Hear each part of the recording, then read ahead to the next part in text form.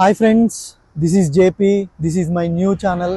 అసలు ఈ ఛానల్ ఏంటి, దీంట్లో ఏం కంటెంట్ చేస్తాను అనే దాని ముందు మీకు ఒక ప్రశ్న.